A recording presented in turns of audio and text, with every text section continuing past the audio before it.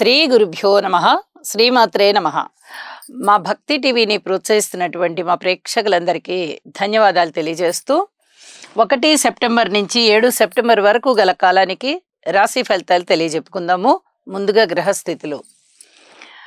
వృషభ రాశిలో గురుగారు, మిథునంలో కుజుడు, కర్కాటకంలో చంద్రబుధులు, సింహరాశిలో రవిగారు, అలాగే శుక్ర కేతువులు కన్యారాశిలో, కుంభరాశిలో వక్రించిన శనిగారు, అలాగే రాహు వచ్చేసి మీనరాశిలో.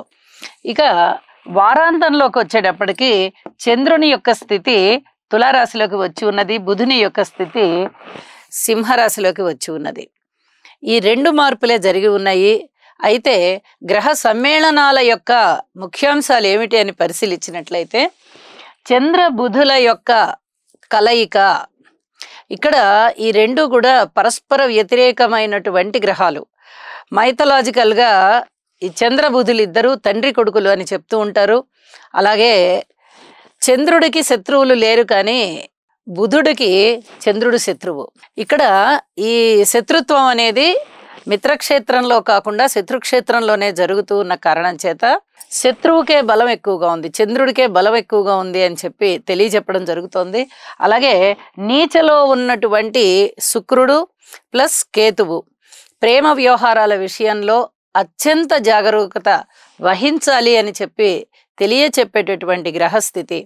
అలాగే వారాంతంలోకి వచ్చేటప్పటికి రవి బుధుల కలయిక బుధాదిత్య యోగంగా తెలియచెప్పడం జరుగుతోంది. సూర్యరాశిలో రవి బుధుల యొక్క కలయిక చాలా చాలా మంచిది, అద్భుతమైనటువంటి ఫలితాలు ఉంటాయి అని చెప్పి తెలియజేస్తూ ఉన్నాను.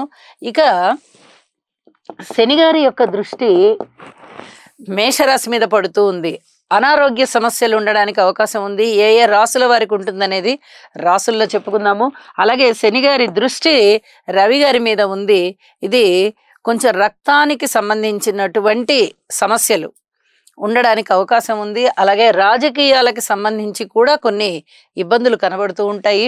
ఇక గురువు గారి యొక్క దృష్టి శుక్రకేతువుల మీద ఉంది. నీచలో ఉన్న శుక్రుని మీద అలాగే కేతువు మీద గురువుగారి యొక్క దృష్టి ఉండడం చాలా మంచిదే. అయినప్పటికీ ఇక్కడ ప్రేమ వ్యవహారాల విషయంలో అత్యంత జాగ్రత్తగా ఉండాలి అని మరొకసారి తెలియజెప్పేటటువంటి గ్రహస్థితి.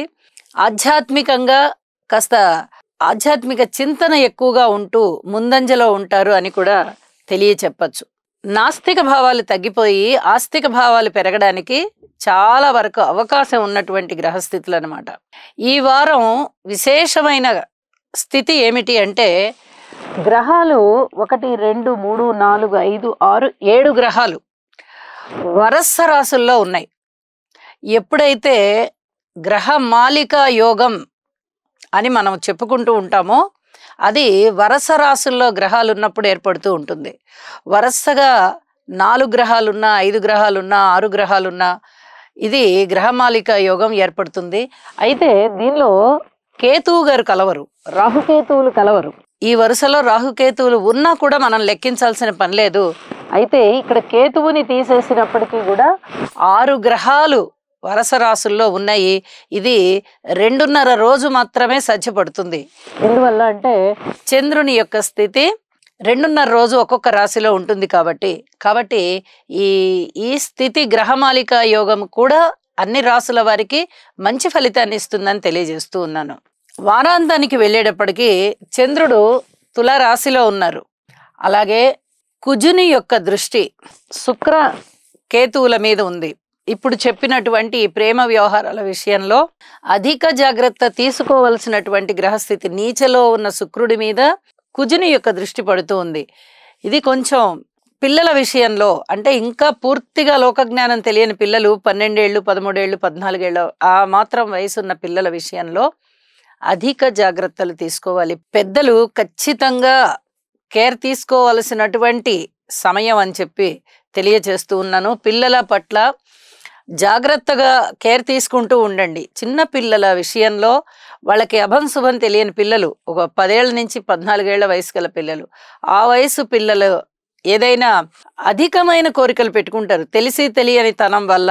ఇక్కడ కొంచెం పెద్దలు జాగ్రత్తలు తీసుకోవాలి అని చెప్పి మరొకసారి తెలియజేస్తూ ఉన్నాను. ఇక పరిహారాలు ఏమిటి అనేది చివరికి తెలియజెప్తాను. ఇక రాసుల్లోకి వెళ్దాము. మకర రాశి. మకర రాశి వారికి ఈ వారం రోజుల కాలము కూడా గ్రహస్థితులు ఏ విధంగా ఉన్నాయి అంటే 5 గ్రహాల యొక్క ఉనికి చాలా అద్భుతమైన ఫలితాలని సూచిస్తుంది. మకర రాశి వారికి ఏలినాటి శని ఎటుపోయిందో రావడం చివరి భాగంలోకి వచ్చింది, ద్వితీయ పాదంలోకి వచ్చింది కాబట్టి ఏలినాటి శని చివరికి వచ్చేసింది. కానీ అధిక మంచులు జరుగుతున్నాయి. ఇంకా చెప్పుకోవాలంటే కనీసం 7-8 నెలల కాలం ఉంది. కానీ వీరికి గురుబలం చాలా బాగున్న కారణం చేత అధికమైనటువంటి ఫలితాలు, శుభ ఫలితాలు వెన్నాడుతూ ఉన్నాయి. మంచి సన్మాన సత్కారాలు ఉంటాయి. వ్యక్తికి విలువ పెరుగుతుంది. చక్కటి సంస్కారంతో ప్రవర్తిస్తారు. నడవడిక చాలా బాగుంటుంది. అన్నదమ్ముల యొక్క సహాయ సహకారాలు బాగుంటాయి. ఇంట శుభకార్యాల పరంపర ఉంటుంది. మంచి మంచి విషయాలలో సమిష్టితో కూడిన నిర్ణయాలు చాలా మంచి లబ్ధి కలిగిస్తాయి. అందరిలోకెల్లా మీరే చాలా మంచి ఆలోచనలు తెలియ చెప్తారు.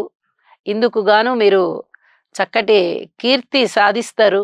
పుత్ర జననం మీకు చాలా ఆనందాన్ని ఇస్తుంది. చాలా వరకు సంతోషకరమైన జీవితమే ఉంటుంది. భవిష్యత్ ప్రణాళికలు బాగుంటాయి. అనేక విధాల లబ్ధి కలుగుతుంది. దైవభక్తి పెరుగుతుంది. దైవ కార్యాలు చేస్తారు. ఎన్నో రకాలుగా మీరు అభివృద్ధి పదంలో ఉంటారు అని చెప్పి తెలియచెప్పడం జరుగుతుంది. అలాగే రాజకీయంగా లబ్ధి ఉంటుంది. ప్రజా సమూహాల యొక్క సంఘటితం మీకు చాలా బలాన్ని ఇస్తుంది. ఒక సమిష్టి కృషితో పెద్ద పెద్ద ఘనకార్యాలు సాధిస్తారు. అందుకు మీరే ముందంజలో ఉంటారు. ఆ కీర్తి ప్రతిష్టలన్నీ మీకు వస్తాయి. ఒక లీడర్షిప్ క్వాలిటీస్ పెరుగుతాయి. ఇంకా ఇంకా పెద్ద ప్రాజెక్ట్స్ చేపట్టడానికి అవకాశం ఉంటుంది. చక్కటి సత్కీర్తి ఉంటుంది. ఆరోగ్యం ఉంటుంది. ఆనందం ఉంటుంది. ధనాదాయం పెరుగుతుంది. ఏ పక్క నుంచి చూసినా కూడా మకర రాశి వారికి అన్ని విధాల లబ్ధి కలిగేటటువంటి పనులే జరుగుతున్నాయి. ఇది చాలా ఆనందించదగ్గ విషయం. ఆరోగ్య విషయంలో చిన్నపాటి జాగ్రత్తలు తీసుకుంటూ ఉండండి. పితృవర్గరీత్యా చక్కటి ధన ఆదాయము, అలాగే మాతృవర్గరీత్యా సహాయ సహకారాలు చాలా మీ మానసిక ఆనందాన్ని పెంపొందింపజేస్తాయి. ఇలా అనేక విధాలుగా మీరు అభివృద్ధి పదంలో ఉన్నారు. స్థిరచరాస్తుల వృద్ధి కొరకు ప్రయత్నం చేస్తారు. మాతృవర్గరీత్యా సహాయ సహకారాలు అందుతున్నాయి. ఎన్నో రకాలుగా మీకు లబ్ధి కనిపిస్తోంది. మరి నెగిటివ్లు ఏమీ లేవా, అన్ని విధాల పాజిటివ్సే ఉన్నాయా అంటే ఏలినాటి శని జరుగుతూ ఉన్నప్పుడు చిన్నపాటి ఇబ్బందులు ఉంటాయి. కానీ ఎప్పుడైతే గురుబలం చాలా బాగుందో ఈ సమస్యలు, ఈ కష్టాలని మీరు ఎదుర్కోగలిగే సత్తా వచ్చేస్తుంది. కాబట్టి ఇవి చిన్నవైపోతాయి. మీకు మనం ఎదుర్కోగలిగాము అంటే అది ఇక పెద్ద కష్టం కాదు. ఎదుర్కోలేకపోతేనే ఏదైనా సమస్య. ఎదుర్కోగలిగితే ఏముంది, అవలీలగా బలానా కష్టం వచ్చింది పోయింది అనుకుంటాం. అలాంటి పరిస్థితే ఉంటుంది. ఇక్కడ కష్టం వస్తుంది, పోతుంది. దాన్ని సమర్థవంతంగా తిప్పికొట్టగలుగుతారు. ఇది చాలా చాలా చెప్పదగ్గ సూచన అని చెప్పి తెలియజేస్తున్నాను.